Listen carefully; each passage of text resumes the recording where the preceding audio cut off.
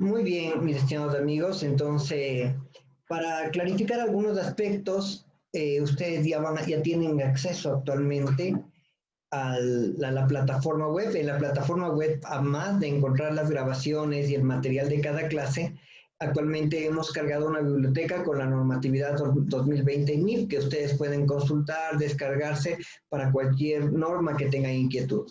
Les invito a todos a que puedan ingresar a la plataforma, a nuestra plataforma www.arista.global/e-learning e ingresar con los códigos que les ha sido asignado para que ustedes puedan recapitular cualquier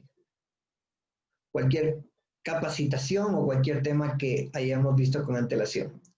Muy bien, si no tenemos ninguna pregunta puntual, entonces vamos a tratar de abarcar un tema interesante. Justamente uno de los temas que vamos a tratar de conversar es hacia dónde va dirigida la información financiera. Si bien es cierto, en nuestras primeras clases habíamos hablado ampliamente sobre qué es un estado financiero de propósito general, pensamos que es totalmente importante definir que el estado financiero de propósito general está orientado exclusivamente a los usuarios generales, o sea, usuarios que pueden ser aquellas personas que financian, compran, venden, otorgan algún tipo de crédito a la entidad. Ellos son los beneficiarios directos de información financiera. La información financiera no está orientada a cubrir regulaciones locales, lo que quiere decir que siempre puede existir algún tipo de conflicto entre leyes tributarias y normativa contable, porque la normativa contable tiene una finalidad distinta de una normativa específica como puede ser el pago de impuestos, la presentación de un regulador. Entonces nosotros debemos tener totalmente claro, pero también vale la pena aclarar que esto no implica a ningún momento que se deba llevar dos contabilidades, no, se lleva una sola contabilidad. Y de esa misma contabilidad es la que nosotros debemos aprender a segmentar la información para poder brindar los requisitos, las solicitudes de los distintos reguladores. Entonces, en ese caso, vamos a poder encontrarnos que tenemos un solo paquete de normatividad internacional que puede ser útil a distintos usuarios, sí, pero las políticas contables no podrían adaptarse a regulaciones locales. Les pongo algunos casos.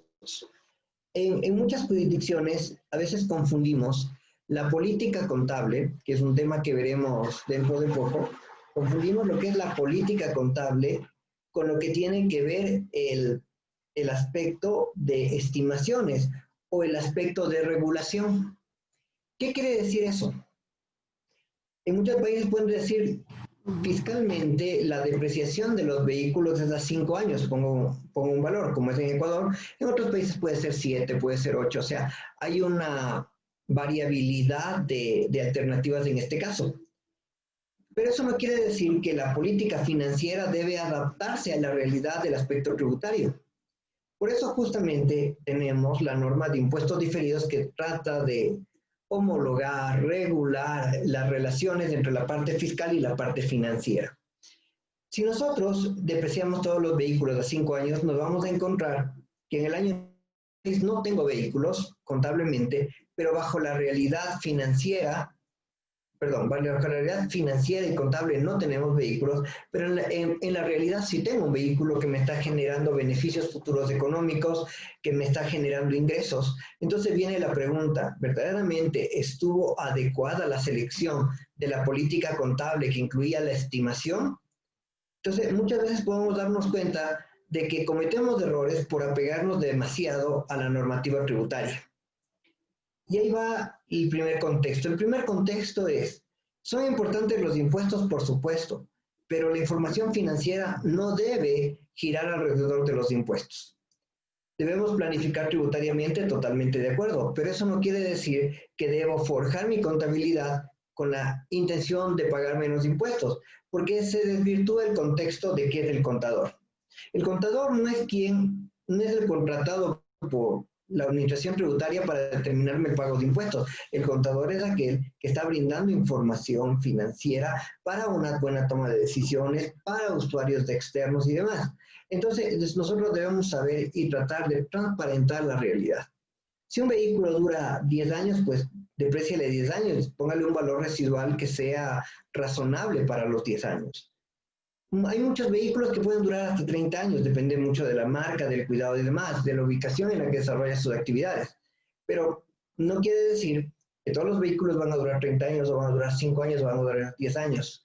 Va a depender de la realidad de cada entidad y de la política, y dentro de la política, la estimación que la seleccione.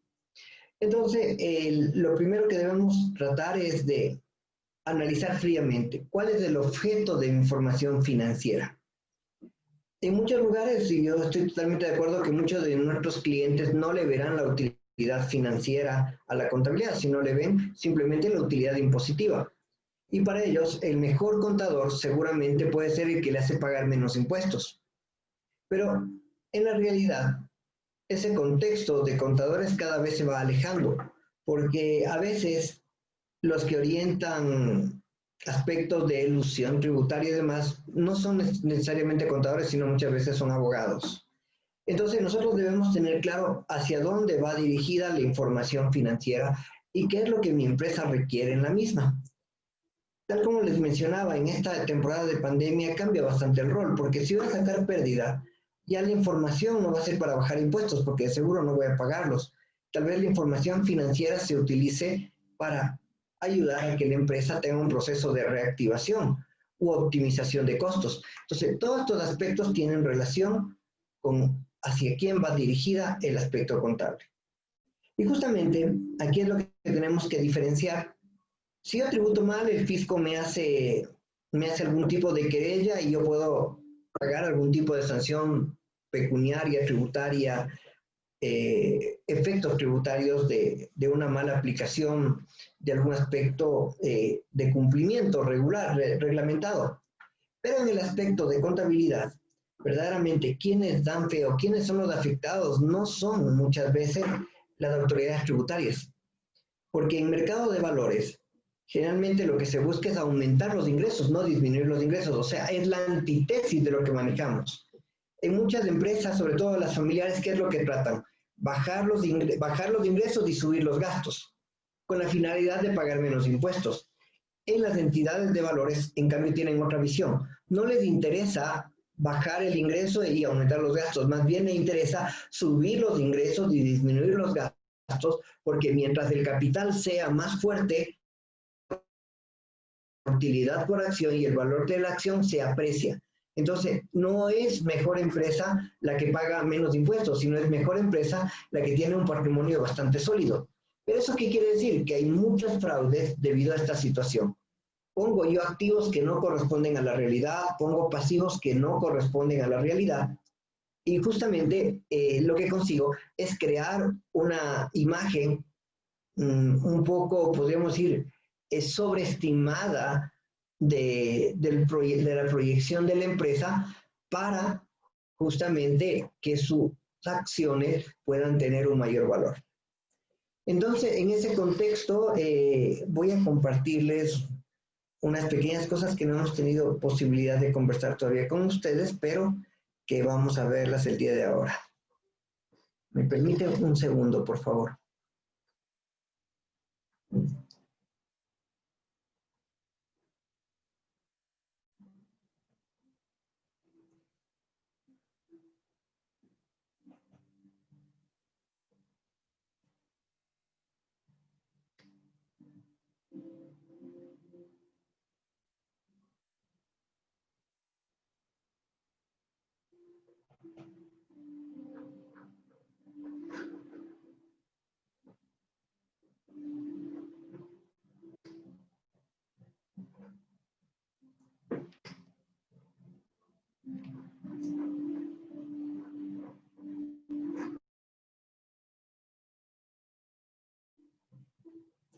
Listo, muy bien.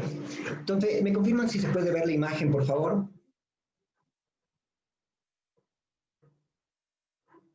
Sí, es perfecto y alguien me confirmó. Sí, se mira. Sí, muy bien.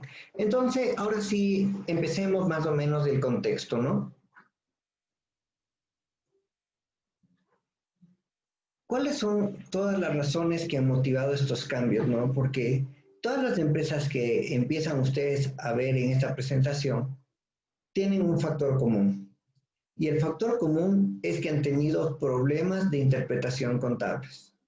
Problemas que efectivamente han ido desde los casos más conocidos, que está, por ejemplo, el caso Enron, el caso WorldCom, el caso Parmalat, hasta empresas que efectivamente han seguido superando y han seguido creciendo como Coca-Cola, Halliburton, Citigroup, que han tenido repercusión.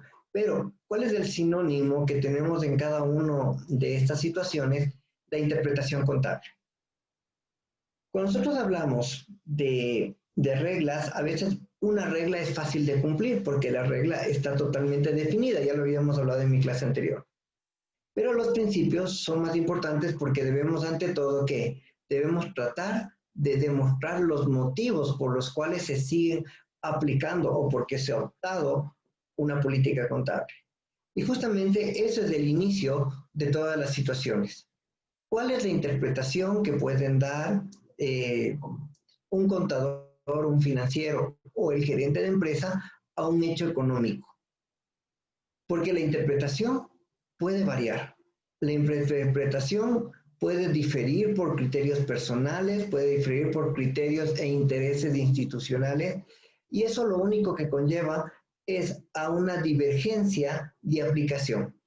Porque puede ser que algunas empresas apliquen la contabilidad o ciertos aspectos contables bajo un criterio y otras tengan un aspecto totalmente distinto. Vamos a hablar, por ejemplo, antes de pasar a nuestros ejemplos, veamos, déjenme ver aquí, si tenemos, vamos a ver qué empresa tenemos por aquí. Bueno, ustedes ven que hay un sinnúmero de empresas que han venido presentando y han dado muchos problemas. Miremos esta que acaba de aparecer, Xerox. Cuando decimos Xerox, ¿qué se nos viene a la mente? A ver, alguno de los participantes que me apoye. ¿Qué viene a la mente cuando nosotros decimos Xerox? ¿O qué se les viene a ustedes a la mente cuando decimos Xerox? Impresoras, ¿no es cierto? Impresoras, a mí me viene algo más que impresoras. ¿Qué más les viene? A mí me viene a la mente más bien fotocopiadoras, no sé exacto, como dice Freddy, fotocopiadoras. Inclusive, cuando yo estaba en el colegio, nunca decíamos, vamos a sacar copias, sino necesito una copia Xerox o una Xerox, porque se identificaba la impresora con la marca, que era algo muy común en aquel tiempo. Entonces, ¿cuál era la característica de las impresoras Xerox o las copiadoras Xerox? La característica era que eran equipos bastante grandes, bastante costosos y bastante rápidos, pero muy buenos. O sea, esa es una situación. La marca Xerox siempre ha tenido un predominio en el aspecto de copiado. Y durante muchas décadas, tal vez antes de que muchos de los participantes hayan nacido, porque muchos de nuestros queridos participantes son jóvenes, era común que no existían las multifunciones que ahora tenemos, que sacamos rápidamente una copia. En ese tiempo la única manera de sacar una copia es irse a un lugar de fotocopiadoras, que generalmente con una Xerox me sacaba una reproducción de un texto. No era común. Pero ¿qué pasó con los años? Con los años empezaron a cambiar las ideas. Y lo que era inicialmente una impresora, empezaron a mutar y volverse en las famosas multifunciones. Y obviamente que mutaron con mucha tecnología, pero también con bajos precios. Porque yo puedo comprar una fotocopiadora Xerox en $3,000, pero una multifunción puedo comprar en $200. Era abismal la diferencia. Pero ¿cuál sería uno de los beneficios de la marca Xerox? Tal vez el costo de la impresión por copia. El costo de la impresión por copia puede ser mucho mejor, la rapidez puede ser mucho más rápida y la calidad puede ser de un mayor grado. Pero ¿qué pasó con los gerentes de Xerox? Al darse cuenta que estaban perdiendo el mercado por la situación de la competencia de las multifunciones, que ahora son copiadoras, de escáneres, de impresoras, optaron por hacer una oferta, decirle, ¿qué te parece? Yo te vendo la impresora. Yo sé que tú es una inversión fuerte, pero yo te ofrezco que en 2 años te vuelvo a comprar al 50% y te doy como parte de entrada de una impresora nueva. Entonces, con eso, en parte sí lograba apalearse el contexto de invertir una cantidad de dinero tan elevada en adquirir una impresora, porque digo, bueno, sea como sea, cada 2 años, no es que pierdo, solo me van a dar una nueva actualización por el 50%. Entonces, Xerox optó a realizar este tipo de convenio, ¿no? En el que efectivamente trasladaba la impresora, realizaba los mantenimientos y a los 2 años la retiraba y le proporcionaba una nueva con el descuento del 50%. Entonces ellos registraban la venta de la impresora por $3,000 cuando lo hacían y después realizaban una compra de la impresora prácticamente por los 1,500. ¿Estarían de acuerdo ustedes con esa transacción? ¿Qué opinan? ¿Algún criterio, mis amigos? ¿Estaríamos de acuerdo con lo que hacía el contable de Xerox? ¿Que alguien nos ayuda con algún criterio? Ya estamos 42 participantes.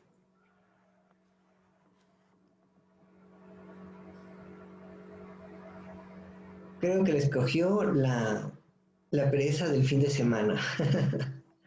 Pero bueno, muchos pensaban que estaba de una manera adecuada. Pero analicemos. ¿Verdaderamente fue una venta o no fue una venta? ¿Creen que lo que estaba trasladando la impresora con el compromiso de recomprarle cumple la definición de una venta o no? ¿Qué le parecería más bien? ¿Qué opinan ustedes? ¿Por dónde se irían ustedes? ¿Estaríamos de acuerdo que es una venta?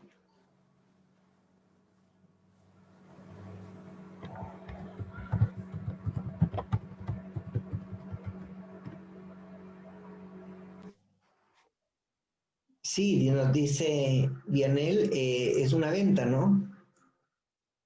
Bernardo nos dice es un arrendamiento. Y efectivamente aquí empieza la nueva concepción de la normatividad que arrancó desde la NIF número 14, bueno, desde la 15 para ser más claro, que es el análisis contractual. Puede tener una figura, puede tener diferencias entre el fondo y la forma. La forma puede decir que es una venta, pero el fondo es una venta, la verdad que no. Porque prácticamente lo que estoy diciendo, yo te doy una impresora y te ofrezco retirarte la impresora en 2 años. Entonces, a la larga, tal como nos dice Bernardo, eso se convirtió en un arrendamiento. Pero ellos le seguían facturando como ventas. Cuando fueron los auditores le dijeron, un momentito, usted no puede reconocer todo eso como una venta porque hay este otro compromiso. Esto es un arrendamiento. ¿Y eso qué significó? Que tenían que reversar todas las ventas y reconocer en forma proporcional durante los 24 meses el valor recibido de la venta. Entonces, eso implicó un ajuste de $400 millones en la empresa Xerox, que justamente trató de generar eso como un ingreso para ser más rentable, pero en la realidad nunca era un ingreso real en un punto en el tiempo, sino a lo largo del tiempo. Entonces, miren cómo efectivamente, a pesar de que la factura diga venta, no necesariamente quiere decir que es una venta real. Puede darse situaciones en las que pueden haber un arrendamiento. Claro, no es una venta porque no se transfiere la propiedad del equipo, se transfiere temporalmente, entonces es más bien un arrendamiento. Pero ese es un caso de Xerox que también ayudó para la definición de la NIF 16. Todos los problemas contables que han tenido estas entidades han llevado a tomar una decisión normativa. Vamos a continuar. Y vamos a topar unos 3 temas. De la polar no les voy a topar porque ya habíamos hablado con antelación, creo que aquí tenemos. Pero tal vez el primero de los temas fue el de Bernard Madoff. Bernard Madoff le gustaba dar a sus clientes unas cajas de cigarro como las que pueden verles ustedes en la imagen como agradecimiento de su negocio, ¿no? Pero también hizo un bonito recuerdo de él hasta que se enteraron que habían perdido toda una fortuna en sus manos. Él ha estado cumpliendo una condena de 150 años desde el año 2009. En diciembre del 2008, Bernard fue detenido por haber estafado hasta 50.000 millones de dólares usando el esquema Ponzi o la estafa piramidal. Es decir, pagando beneficios a los clientes con lo que sacaba de los nuevos. Entonces, es muy común este tipo de estafa, ¿no? ¿Qué es lo que se trata? Se trata de vender la idea que es un negocio sumamente rentable y eso atrae a más gente. Entonces le dices, si tú me referencias a una persona, yo te doy una comisión. Eso es un caso de pirámide. Entonces el uno le convence al otro, el otro le convence al otro, pero ¿quiénes son los que ganan? Tal vez los primeros porque ellos reciben ese interés prometido, pero no del fruto de la actividad operacional de la inversión, sino del dinero que ingresan los nuevos inversionistas dentro de la entidad. Entonces, justamente el esquema piramidal se trata de eso, o sea, no utilizar a los nuevos inversionistas para pagar a los anteriores. Eso es un aspecto muy interesante. Y es profundo, por supuesto. El año pasado, justamente, una empresa multinivel que se llama, ¿cómo se llama esta empresa que vende suplementos alimenticios y demás? Herbalife. Herbalife, sí. Herbalife fue en Bruselas declarada como un negocio piramidal no lícito. ¿Por qué? Porque ellos decían, mira, yo compro un perfume en $50, pero en realidad vale 10 el perfume. Pero yo como tengo las redes a todo el mundo les digo que el valor es 50 cuando en realidad su precio normal sería $10. Y le hago que el de 50 venda en 40, el otro venda 30 y cada uno va ganando más en base a la pirámide. Entonces, cuando hicieron la sentencia, o más bien dicho, cuando hicieron los alegatos respectivos, decían, esto no puede ser considerado como un ingreso. ¿Por qué? Porque todavía no se ha realizado el producto final. O sea, yo tengo ese perfume que le vendí a otra persona, que le vendí a otra persona, y ese perfume todavía ni siquiera está utilizado y todo el mundo ya ha lucrado de una posible venta que nunca se concretó y con valores que no eran de mercados. Entonces ya fue considerado Herbalife como una actividad piramidal no legal. Ahora, en América Latina, ¿qué pasaría si hacen esa situación? Habría un problema de desempleo porque muchas personas se han abocado a trabajar con sistemas de venta de multinivel. Pero más o menos esto es el contexto que trabajamos de Bernard Madoff. Después tenemos el caso de estudio casi en todas las universidades sobre fraudes y el caso de Enron, ¿no? Que tal como nos dice el enunciado, va a ser de ser una pequeña empresa en Texas, va a ser el 7º grupo empresarial más grande en los Estados Unidos. Entender cómo una empresa de esta magnitud llegó a desarrollar un emporio tan grande es una tarea difícil, pero por más difícil es comprender cómo fue posible ocultar las deudas por sumas mayores de $600 millones.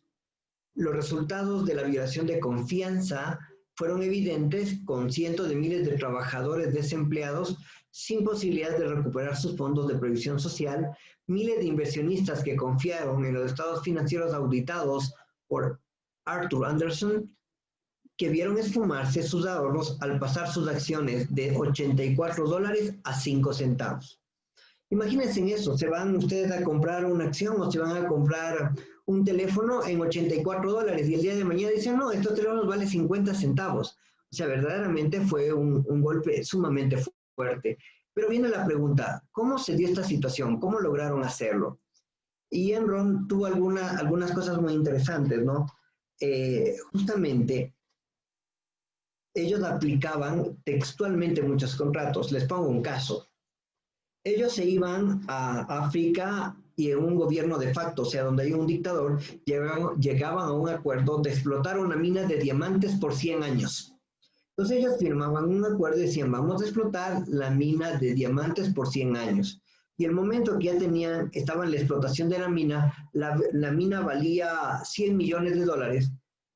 ¿A qué tiempo deberíamos amortizar? A ver, mis amigos, ¿a qué tiempo amortizarían ustedes? ¿Qué opinan?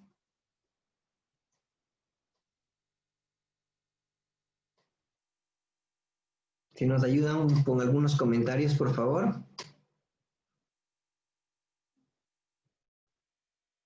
¿Estarían de acuerdo en amortizar la mina en 100 años? ¿Qué opinan ustedes?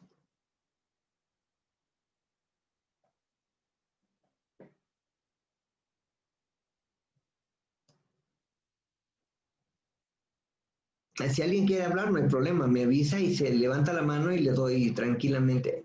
Ah, no, aquí no es necesario levantar la mano, aquí puede abrir su micrófono y sin problema expresarse.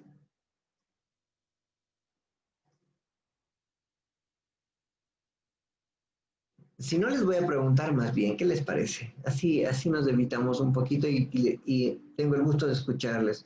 Por ejemplo, ¿qué nos dice Griselda? ¿Qué opinas, Griselda? ¿Puedes ayudarnos con tu opinión?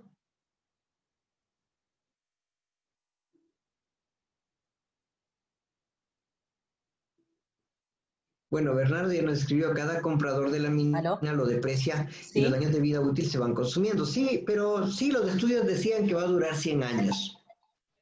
O sea, la explotación, Julio, dice que va a durar Griselda 100 años la estaba mina. hablando, Alex. ¿Perdón? Griselda estaba hablando ya estaba Ah, participando. no le escuché. Ahorita, déjame bajar un poco el volumen. En Griselda, ahora sí te escuchamos, por favor, si nos puedes dar tu comentario. sí, yo creo que sí. Yo creo que sí se podría amortizar en el tiempo que está indicando, dado que es una mina que tiene bueno, un apreciable valor y, bueno, también dependiendo de cuál sería el estudio, ¿no? De extracción de esa beta.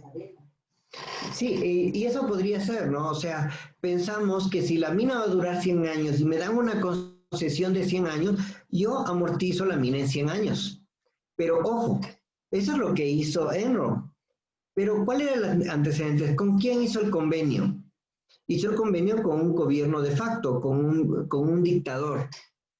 ¿Creen que cuando vuelva la democracia, los nuevos gobernantes van a respetar el convenio del dictador? ¿Qué opinan ustedes? ¿Creen que van a respetar el acuerdo planteado? Difícilmente. Difícilmente, porque tampoco va a vivir el dictador los 100 años.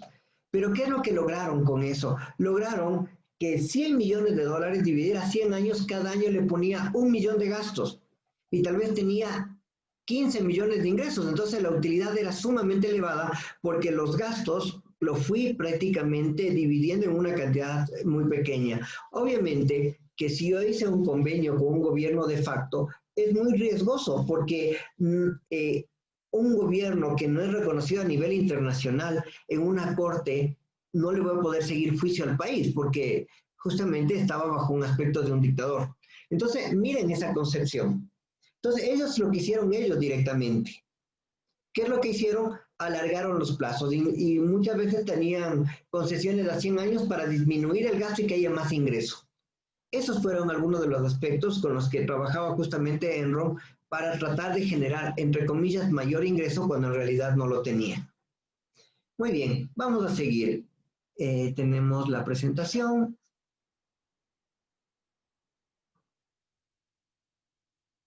WorkOn.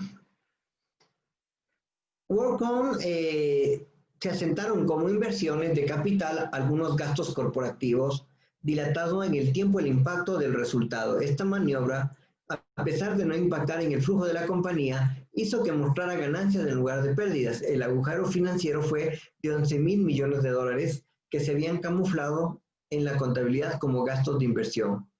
Obviamente, la empresa entró en bancarrota. Muchas veces decimos WorkCom y no lo ubicamos, ¿no?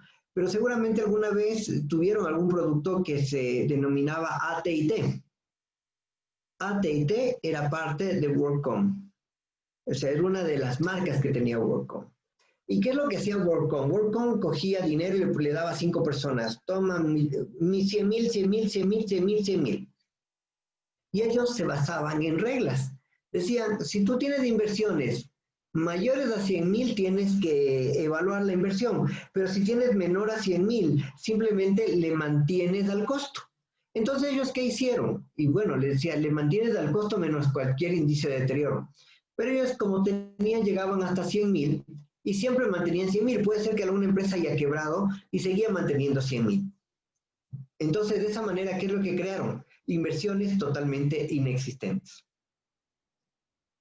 Bueno, el caso de la Polar ya lo vimos la anterior vez, pero hay muchos casos de estafa, ¿no?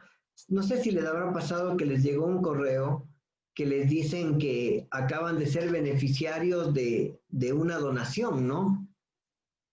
Entonces les piden un poco de datos y que les van a dar una donación. No sé si a alguien de ustedes le ha llegado ese correo, que le van a donar cierto dinero. Sí, le dice Isaac que le llegan seguido. Y ya te ha llegado la herencia o la donación, Isaac. ¿Les ha llegado algo? Nada. Verdaderamente juegan con nuestros sentimientos. Solo piden datos. Bueno, la verdad es que no es solamente, eso es llamado como el fraude nigeriano, porque su origen es de Nigeria, en África. ¿Y en qué consiste el fraude? Son muchas mutaciones del mismo fraude. Una de ellas, por ejemplo, te piden, como dicen bien, los datos, todas las cosas, y desaparecen. Y al mes te mandan una carta al FBI o cualquier institución internacional y te dicen que en el listado de donantes de un narcotraficante o un traficante o un terrorista aparece tu nombre. Pero que han revisado que tú eres una persona honorable, pero tienes que hacer un depósito para los gastos legales y quitarte de la lista. Y muchas veces a la gente prácticamente les extorsiona pidiendo que hagan depósitos para que salgan de esa pseudo lista en la que aparecías como beneficiario de actividades ilícitas. Entonces, eso es uno de los tantos aspectos que trabaja el fraude nigeriano, ¿no? Y de verdad, yo sí le seguí la pista solamente para aprender, ¿no? Porque yo sabía que de pronto no me llegaba la donación, pero sí me llegaba en buena hora. Pero yo lo hacía y traté de hacer todo el seguimiento y efectivamente vi en qué consistía ese tipo de fraude. Y no solamente esos fraudes van a haber en muchos sentidos. Garantías que no se aplican. Hubo justamente en España, por ejemplo, el caso de, no me acuerdo exactamente, Altensa creo que se llamaba, Altensa creo que era, no me acuerdo bien el nombre, que era una entidad que se encargaba de vender filatelia, o sea, sellos de alto valor. Y a veces, ¿qué es lo que sucedía? Que no te vendían un sello, porque un sello podía valer unos $100,000, entonces tú tenías un certificado de que tienes la 10ª parte de un sello. Pero en realidad ellos ni siquiera tenían los sellos, y los sellos que a veces tenían eran sellos falsos. Entonces fue otra situación también que podría determinar que no hubo información transparente para que el inversionista tome una decisión adecuada en el tiempo. Y miren, hay muchas razones que justamente se pueden tratar de determinar en los distintos contextos. Un segundito, por favor.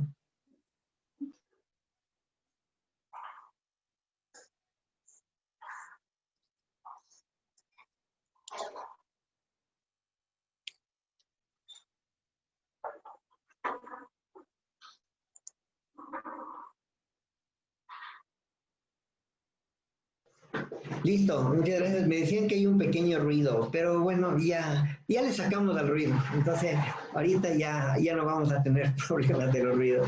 Muy bien, entonces, todas estas situaciones son las que convergen a dar transparencia para las inversiones porque no existía la confianza, no existía la seguridad de las inversiones. Y el mercado de valores siempre está anclado a la seguridad existente.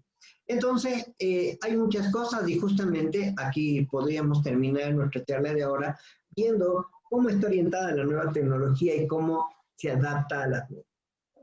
La nueva economía da nuevas formas de negocios y en pandemia hemos visto cómo se han creado nuevos negocios. Mucha economía ya se mueve actualmente en Internet. Inclusive muchos países han implementado controles tributarios para todas las adquisiciones, compras que existen en Internet.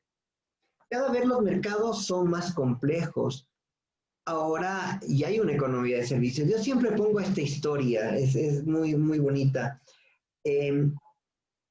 Yo me acuerdo que cuando era pequeño, mi abuelita me sabía decir, si vas a comprar una licuadora, tiene que ser, adivinen de qué marca era. No sé si alguien me pone, ¿qué marca nos recomendaba comprar las licuadoras?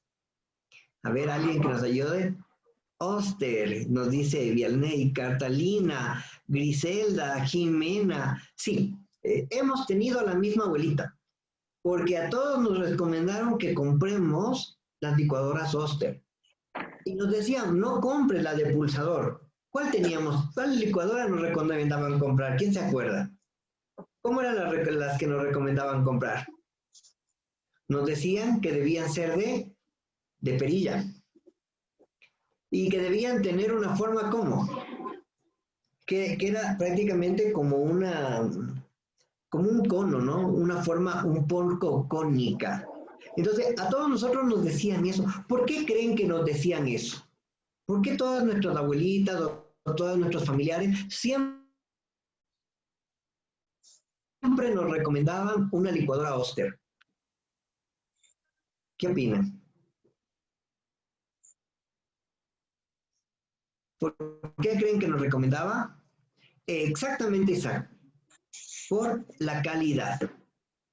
Porque las licuadoras Oster duraban y duraron y le heredaron a la hija y después al nieto y sigue durando. Un sinónimo de los productos de la década de los 70 eran la calidad. Y bueno, claro, le podemos decir que eran legítimas, aunque ahora todas son legítimas, aunque son hechas en China, pero siguen siendo legítimas, ¿no? Exactamente, Griselda, cuando habló de las máquinas de coser tenía que ser Singer. Y yo tengo una de recuerdo, la verdad nunca creo que le he visto utilizarse, por lo menos en los últimos 10 años, pero es una máquina que es de un peso increíble, que tiene unas partes doradas, bueno, son tantas cosas, pero eso hasta le ponen detrás de una puerta y le sirve de tranca, porque verdaderamente tienen un peso sumamente fuerte. Pero lo que acaban de decir ustedes, la calidad. Antes no había servicios técnicos, ¿por qué? Porque si yo daba productos de calidad, sería una grosería decir que voy a tener un servicio técnico porque yo estaba seguro de que mi licuadora iba a durar toda la vida. Pero ¿qué es lo que iba a pasar? Que después ¿a quién voy a vender si todo el mundo ya tiene licuadoras y nunca se dañan? Entonces ahí empezó un criterio que le llamamos justamente de mercadeo. ¿Cómo generaba eso? Mediante la moda. Entonces empezó a generar nueva moda. Y les pongo el caso, a veces nosotros decimos, vamos a comprar un electrodoméstico de la línea blanca. ¿Se han escuchado esto de la línea blanca alguien? ¿Qué opinan? ¿Alguien ha escuchado la línea blanca? ¿Y qué es la línea blanca, Héctor? ¿Qué le definíamos como línea blanca? Refrigeradoras, estufas, muy bien, Freddy. ¿Pero por qué le decían línea blanca? ¿Por qué le decían que era línea blanca? Porque exactamente todos los electrodomésticos eran de color blanco, efectivamente. ¿Pero qué pasó con el tiempo? Empezaron a producir microondas color, ¿qué les podemos decir? Color cromado. Exactamente. Entonces yo compré un microondas cromado. Y el momento que le regreso a ver a la cocina, ¿qué es lo que digo? Bueno, aquí ya no se dice niña gris, ¿no? Ya cambiaron porque hay de todos los colores. Exactamente, decíamos Catalina no combina. ¿Y qué terminábamos haciendo?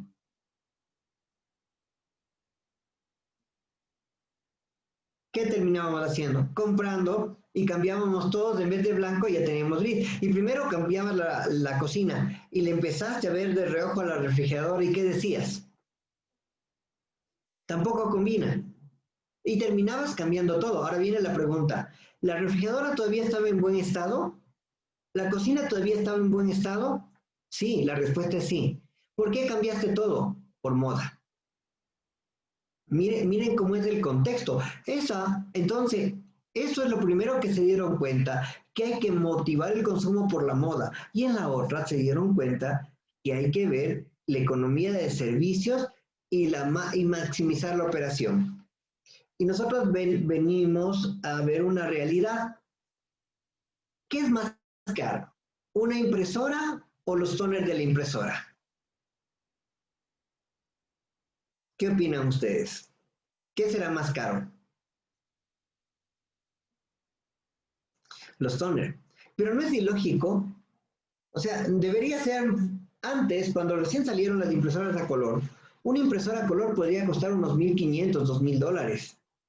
Y los toners eran más baratos. Pero ahora la impresora a color vale 100 y los toners valen 400. ¿Por qué? Porque se dieron cuenta que el negocio no es vender impresoras.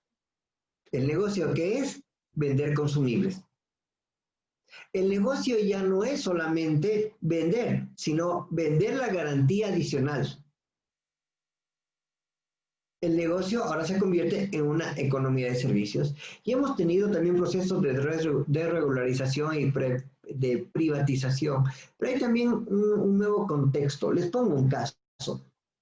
Imaginémonos que yo soy el dueño de KFC.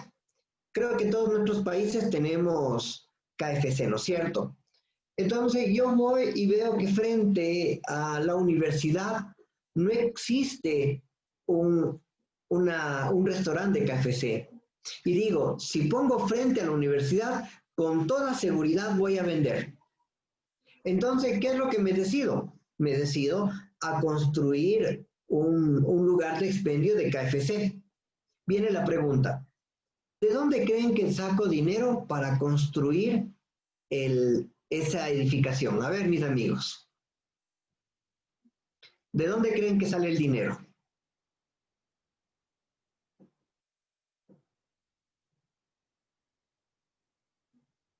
Un préstamo. Bueno, me dicen préstamos. No, no me interesa sacar préstamo porque me toca pagar intereses.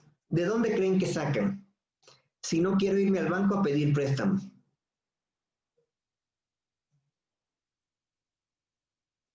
A ver, ¿quién más nos colabora? ¿De dónde más podría ser?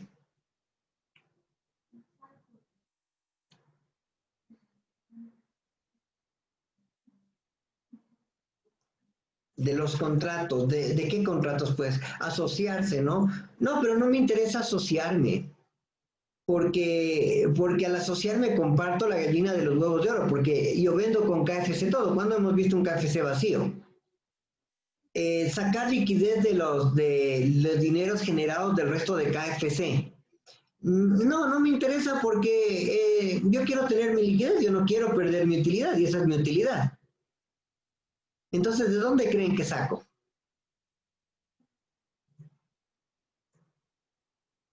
Entonces, yo no voy a asociarme, no voy a franquiciar, no voy a sacar un préstamo, no quiero utilizar mi dinero. Entonces, ¿de dónde saco? ¿De dónde sacarían? ¿De dónde creen que sacan? A ver, mis amigos, ¿a alguien se le ocurre la idea?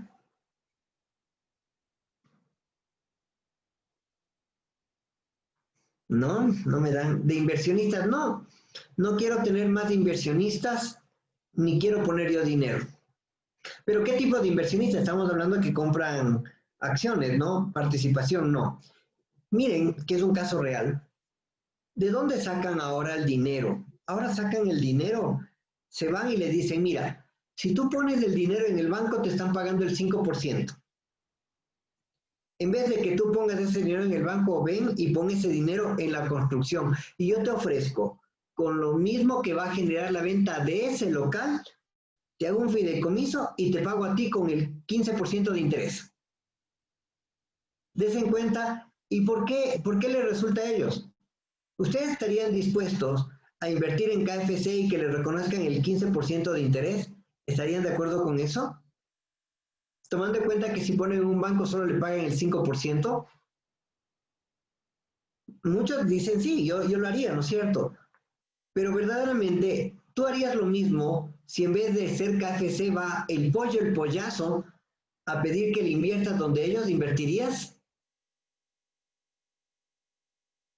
¿Por qué? Si el pollo, el pollazo es pollazo porque es un pollo grande.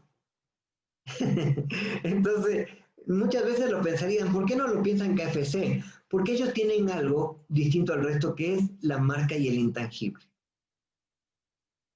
Exactamente, la intangibilidad de la marca le puede financiar justamente un nuevo proyecto. Él no tiene que sacar nada de dinero, sabe que va a poder venderlo, sabe que va a poder vender, va a poder acceder, va a poder hacer todas las cosas, pero obviamente implica que yo tengo que tener una imagen.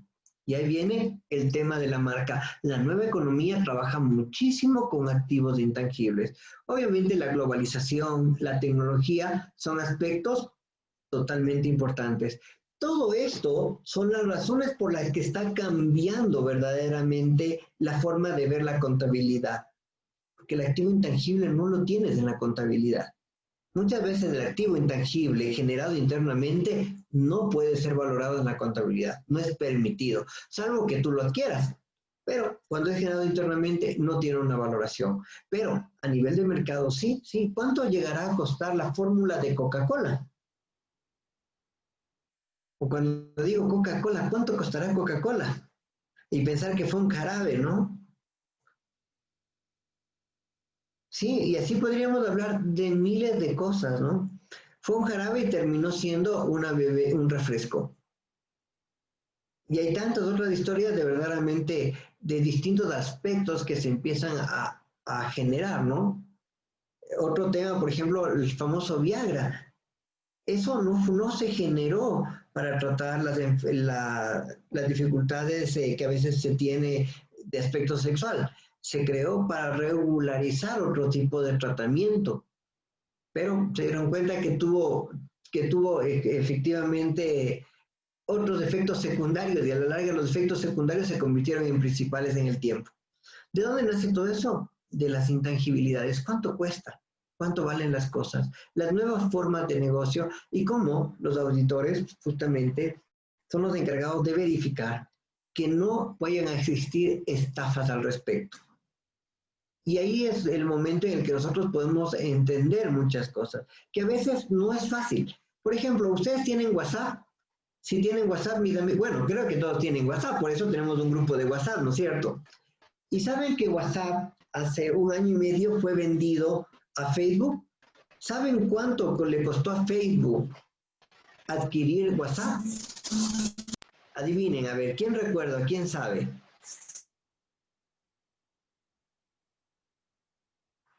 Bueno, millones, ¿no? Pero ¿alguien sabe? Bueno, fuera si fuera 100 millones. Inició con 17.000 millones de dólares y terminó con 21.000 millones de dólares. Pero miren que es un golpe, ¿no? Ponernos a pensar, pero ¿por qué pagaron tanto por una aplicación que no cobra nada? A ustedes les cobra algo. Claro que nos engañan siempre de que ya van a empezar a cobrar los mensajes de WhatsApp y tantas otras cosas más, pero no es verdad. Y a la larga nosotros nos comunicamos, hacemos llamadas telefónicas, nos escribimos en WhatsApp en forma gratuita. ¿Por qué creen que yo sería capaz de pagar 17.000 millones para adquirir WhatsApp?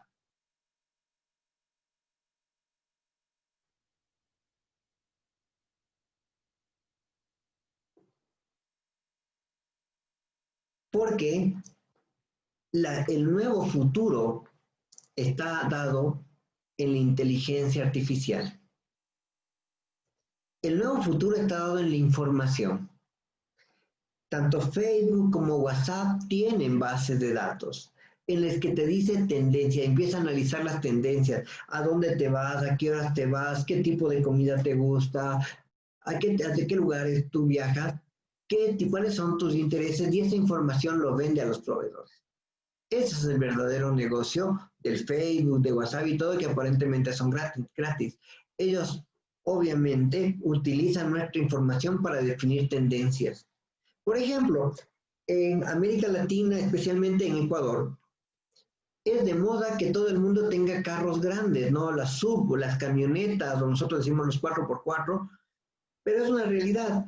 Mucha gente tiene carros grandes, pero no necesita carros grandes porque no está yendo a la montaña, los utiliza para tratar de movilizarse dentro de la ciudad, pero le da un estatus. Entonces, ¿qué hicieron las compañías? ¿Qué lograron hacer las compañías? Lo que hicieron es crearon carros grandes con motores pequeños, que son más baratos, lo único que es como, es una cáscara de huevo más grande con un motor pequeño. Porque se dieron cuenta que no es que utilizaban los carros para irse de viaje ni demás, sino que era una muestra de estatus, entonces prefirieron satisfacer esa situación. Entonces, miren cómo cambió la concepción, cómo toma valor las tendencias de intención de los consumidores. Aunque no lo crean, todas estas cosas vamos a analizar también en el curso porque podremos evaluar cómo se trabajan los intangibles, cómo se miden los deterioros y demás, que va a ser unos aspectos muy interesantes. Estamos recién en nuestra segunda clase, espero que hasta ahora a todos les esté gustando, estamos esforzándonos para tratar de actualizar lo más rápido la plataforma, que tengan accesos, compartir información. Tal como les decía, ustedes tienen también un correo electrónico de Arista que pueden utilizarlo si quieren para recibir ahí información, a veces para focalizar la información que vamos a recibir en base a todas nuestras charlas y demás. Tienen acceso a la plataforma, por supuesto, y les sugiero nuevamente revisar el renombrar, porque a partir de la próxima clase, como ustedes saben, tenemos un número importante de participantes. La única forma de llevar el control de asistencia va a ser mediante la numeración. Entonces, les invito a que todos nosotros entremos con la numeración preestablecida. Los refuerzos, tal como les mencioné, no tenemos nosotros, no hay obligatoriedad de asistencia ni nada, por eso lo hacemos de una reunión grande. Entonces, de esta manera creo que hemos cerrado nuestra primera charla. Yo sé que no hay muchas preguntas porque recién estamos en los primeros pasos, pero la próxima semana vamos a tener temas muy interesantes. Le vamos a tener a Martín. Martín es un gran profesional. Estoy seguro que les va a encantar la dinámica con la que él aborda los temas. Y muy bien, mis queridos amigos. Bueno, aquí tengo una pregunta. ¿Puede profundizar sobre las regulaciones de ciertos países que llevan NIF con normas prudenciales? ¿Cuáles son las ventajas, las desventajas al aplicar las NIF de esa manera? ¿Es correcta y válida esa práctica?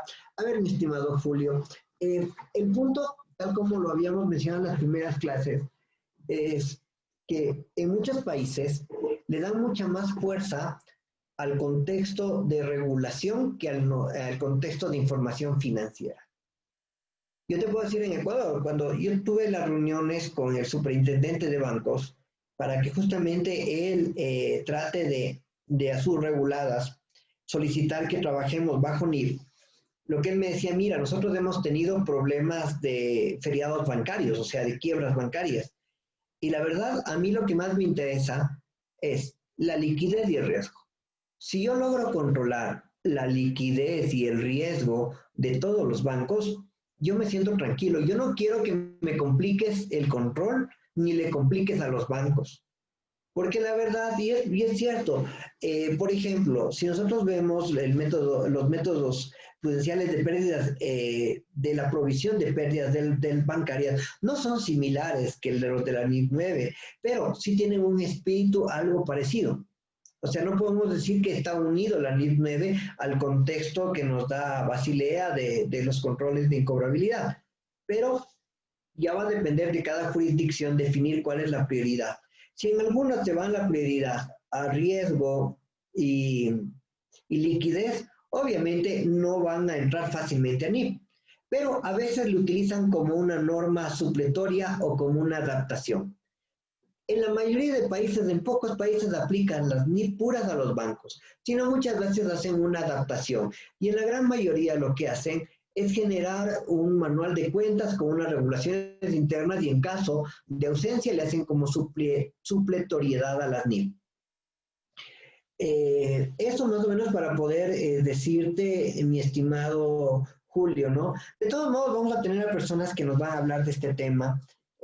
Para poder orientarnos un poco más, vamos a tener algunos invitados de las áreas bancarias y demás que nos compartirán sus experiencias. Los días sábados, mis queridos amigos, no son clases todos los sábados.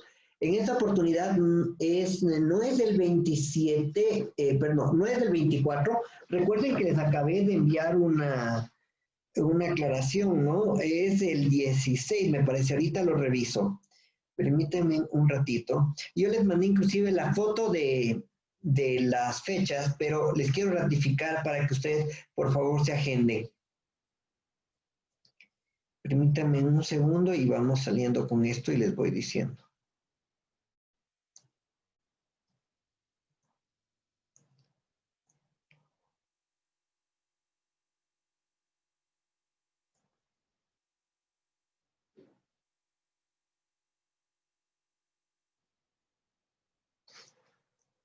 Ya, el sábado 17, exactamente, sí. Es el sábado 17 para todos. El 17 de octubre es la clase que tendremos de 8 a 1 de la tarde, una jornada maratónica. Solo tenemos media hora de receso. Vamos a trabajar sobre propiedad, planta y equipo, que es un tema que la mayoría de participantes les interesa, porque todas las entidades casi siempre tienen propiedad, planta y equipo.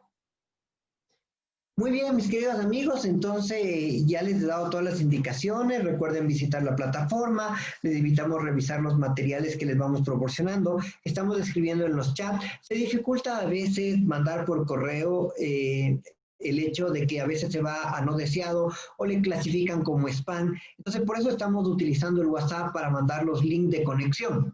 De todos modos, si no, vamos a activar para los correos que nosotros les hemos brindado para que les mande un recordatorio directamente. Pero tenemos clases justamente los lunes y los miércoles a las 17:30 hora ecuatoriana. Creo que en Honduras es una hora antes, creo que es las 16:30, me parece, si más no recuerdo. Y bueno, dependiendo de cada uno de los países. Y en los sábados tenemos el sábado 17.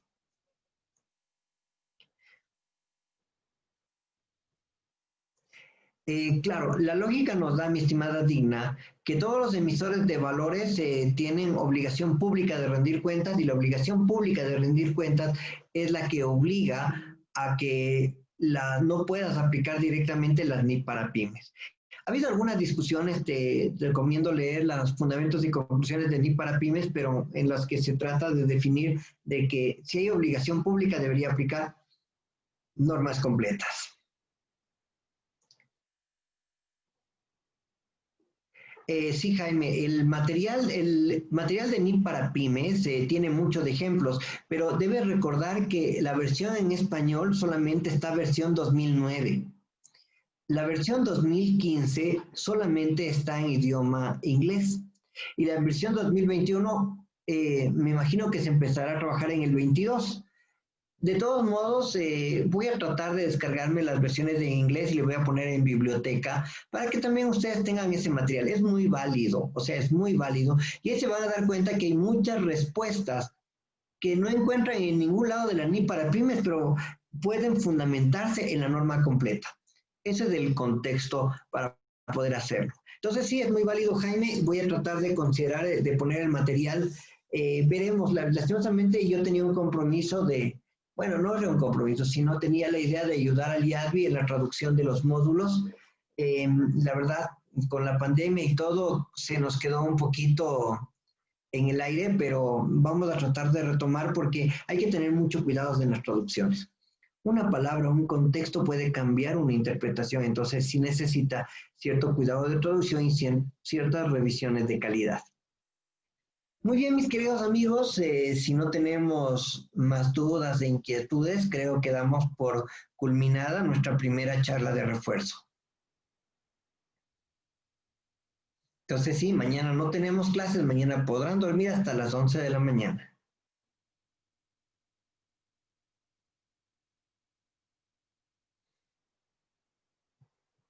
Listo, entonces les agradecemos la presencia el día de ahora. Verdaderamente para mí es un gusto iniciar con este grupo y lo que más quiero es que aprendamos y que vamos de la mano. Aquí somos colegas y tratamos de compartir nuestras experiencias. Un fuerte abrazo con todos y un buen fin de semana.